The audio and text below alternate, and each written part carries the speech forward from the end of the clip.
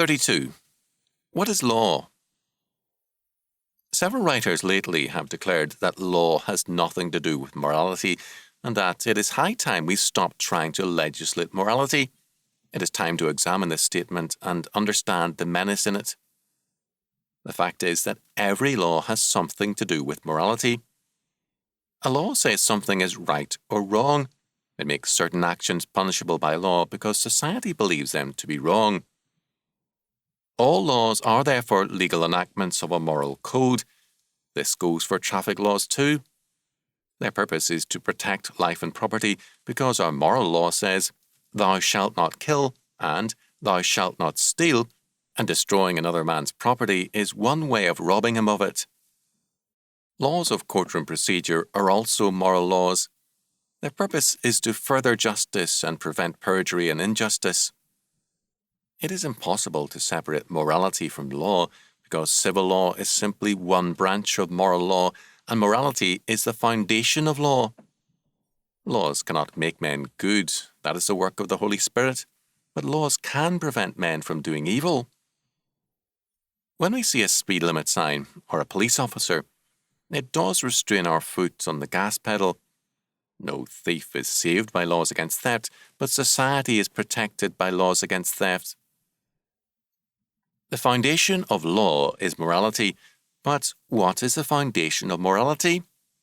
Every morality rests on a religion, on a faith concerning the ultimate power in or over the universe.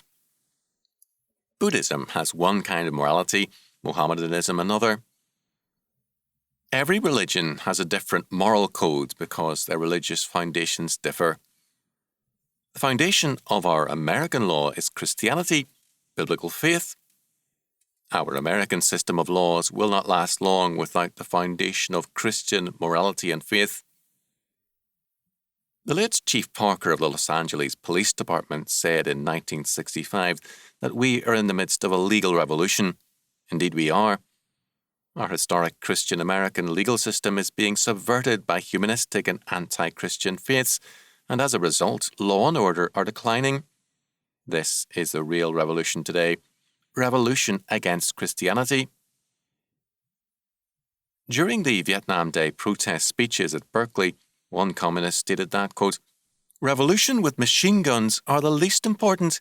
The revolutions that are really important go on in people's minds and in the way they think and feel." End quote. This, the basic revolution, the speaker said, was being won. How far has this revolution gone in you? Is law for you basically Christian, or is it humanistic and revolutionary? The promises of God to us as a people are for obedience to His law by faith. "Do them, that ye may live," Deuteronomy 4:1.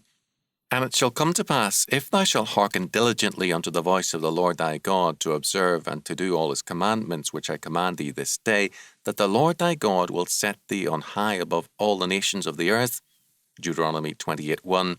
If not, God declared, quote, "that all these curses shall come upon thee and overtake thee," Deuteronomy 28:15. The choice is an obvious one, and we had better choose quickly.